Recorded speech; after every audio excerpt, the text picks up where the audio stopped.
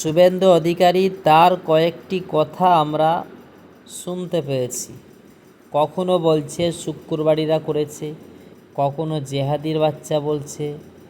এই কথাগুলো তিনি যে বলছে, এই কথাগুলো তিনি কেন বলছে, এর ভিতরে কী রহস্য রয়েছে, তিনি কেন একটা সম্প্রদায়কে টার্গেট করছে, এটা কিন্তু মানুষ বুঝতে পারছে। প্রতিবাদ কিন্তু মানুষ করছে, আর এই প্রতিবাদ করতে করতে মানুষ একটা সময় এই শুভেন্দু অধিকারীকে তার ক্ষমতা থেকে সরিয়ে ফেলবে।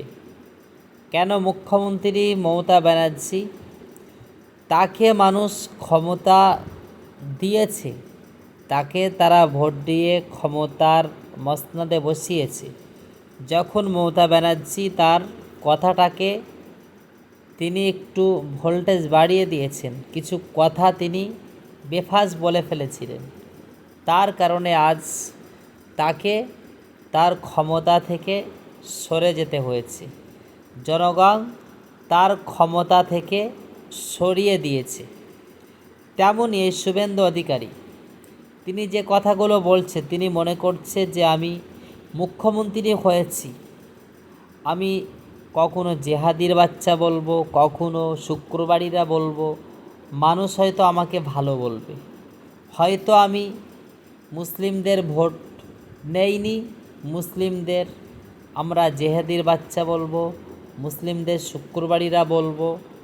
তিনি মনে করছে তারা সহ্য করবে। হ্যাঁ, আমরা সহ্য করব, আমরা কারোর সাথে ঝামেলা করতে চাই না, আমরা সহ্য করতে পারি। কিন্তু না, আমাদের যেভাবে কোলঠাসা করা হবে, আমাদের কিছু অসুবিধে হবে না। কেন, আমাদের বিশ্বাস একটা জায়গাতেই আছে। আমরা যাকে বিশ্বাস করি তিনি হলেন আমাদের প্রভু, তিনি যেটা ভালো চান সেটাই করেন। কিন্তু শুভেন্দু অধিকারী, তাকে একটা খেয়াল করার দরকার, তাকে খেয়াল করার দরকার। তিনি যেটা করতে চেয়েছিলেন, তিনি টানা সরকার যেটা করতে চেয়েছিলেন এই গরু জবাই নিয়ে, এই গরু আটকে দিয়েছে, গরু জবাই করা। আমরা চাপের ভিতরে পড়িনি, আমাদের কোনো অসুবিধে হয়নি। কিন্তু চাপের ভিতরে কারা পড়েছে? হিন্দুরা। লস খেয়েছে কারা? হিন্দুরা। এই বেশি গরু লালিত পালিত করে কারা? হিন্দুরা। আমরা গরু জবাই করিনি, আমাদের কোনো অসুবিধে হয়নি। কিন্তু যারা লালন পালন করেছে লাখ লাখ টাকা লোন নিয়ে, তারা অসুবিধায় পড়েছে, হিন্দুরাই অসুবিধায় পড়েছে। তাই আপনারা মনে করছেন যে মুসলিমদেরকে চাপের ভিতরে ফেলব, আমাদের সুবিধা হবে, এটা কখনো হবে না। হ্যাঁ, মনে রাখবেন, আপনারা যদি গরু জবাই করা টোটালে বন্ধ করে দেন, তাও কোনো অসুবিধে হবে না। নো মাইন্ড, আমাদের কোনো অসুবিধে নেই। আপনি এবার ভাবুন, এই যে জেহাদির বাচ্চা বলছেন, শুক্রবারীরা বলছেন, শেখ সালমান, তাকে গ্রেপ্তার করা হয়েছে। কেন গ্রেপ্তার করা হয়েছে? সে উস্কানিমূলক বক্তব্য রেখেছে। গদি মিডিয়া তারা বলছে, আর গদি মিডিয়ার কাজ হলো মানুষকে যা তা একটা তটমা লাগিয়ে দেওয়া। আর এই যে তটমা লাগাচ্ছে, এরা জানে না যে এইভাবে যদি লাগানো হয়, মিথ্যা কখনো বলে কাউকে সম্মানহানি করা যায় না। সত্য সর্বসময় উঠে আছে, সত্যকে কেউ চেপে রাখতে পারে না। সত্য সে নিজের জায়গা থেকে বেরিয়ে আছে। আপনারা দেখেছেন না, শুভেন্দু অধিকারী, তার বিরুদ্ধে অনেকে কি বলছে, সারদা নারদার টাকা তিনিও নিয়েছেন, অনেকে বলছে। আচ্ছা, এটা সত্যিই কি তিনি নিয়েছিলেন? তিনি তো মুখ্যমন্ত্রী হয়েছেন, তিনি এটা বলতে পারবেন তিনি নিয়েছিলেন কি না। তিনি কি বলবেন যে আমি নিয়েছি কি আমি নেইনি? তিনি কিন্তু এই বিষয়ে কোনো মুখ খুলবেন না। তিনি যদি বলেন আমি নেইনি, মানুষ বিশ্বাস করবে না। এবং তিনি যদি বলে আমি নিয়েছি, মানুষ বিশ্বাস করবে। এবং তিনি সারদা নারদার কেসে ছিলেন কি না সেটাও কিন্তু আমরা কেউ বলতে পারবো না। কেন? তিনিই জানেন। শেখ সালমান তিনি উস্কানিমূলক যদি বক্তব্য রেখে থাকেন, তাহলে তাকে গ্রেপ্তার করা হয়েছে, তাকে ছেড়ে দেওয়া কেন হয়েছে? গডি মিডিয়া তার কাছে আমাদের প্রশ্ন।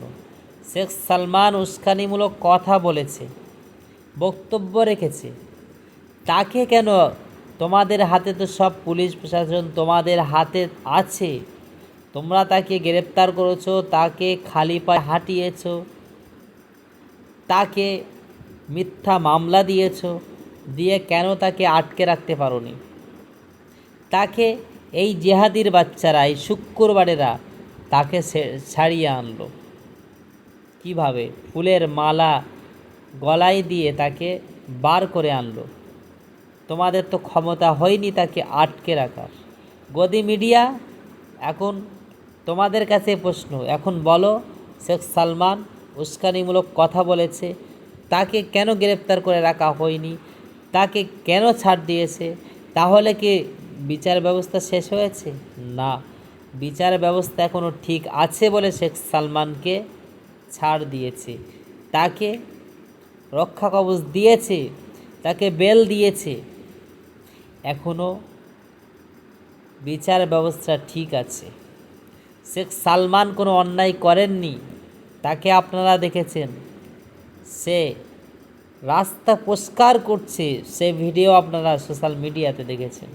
আর তাকে মিথ্যা মামলা দিয়ে ফাঁসানোর চেষ্টা করেছিল। আজ তাদের চেষ্টা বিফলে গিয়েছে। তারা শেখ সালমানকে ফাঁসানোর চেষ্টা করেছিল, তারা ফাঁসাতে পারেনি। শেখ সালমান মানুষের কাছে, মানুষের হয়ে, দেশের হয়ে সে কাজ করছে। সে আন্দোলনে গিয়েছিল কী জন্য? শিক্ষামন্ত্রী তেলাপোকার তুলনা করেছিল, তাকে পদত্যাগের ডাকে সেখানে সে আন্দোলনে গিয়ে সে আন্দোলনটা করেছিল। তার মুখে বড় দাড়ি ছিল, গায়ে বড় জুব্বা ছিল, তাকে দেখে মনে করছিল যে পাকিস্তানি। গায়ে জুব্বা থাকলে আর মুখে বড় বড় দাড়ি থাকলে অনেকে মনে করে পাকিস্তানি। আরে পাকিস্তান কি আমার বাপের দেশ নাকি? আমার বাপ দাদা 14 পুরুষ মাটি হাতে করে তুললে শুকলে বোঝা যায় যে আমাদের 14 পুরুষরা তারা এই ভারতে তারা আন্দোলন করে, তারা ব্রিটিশের বিরুদ্ধে তারা নিজেদের জানকে কুরবান করে দিয়ে তারা এই দেশকে স্বাধীন করেছিল। কয়েক হাজার মুসলিম যুবকরা, মাদ্রাসার ছাত্ররা তারা শহীদ হয়েছিল এই দেশকে ব্রিটিশের হাত থেকে বাঁচানোর জন্য।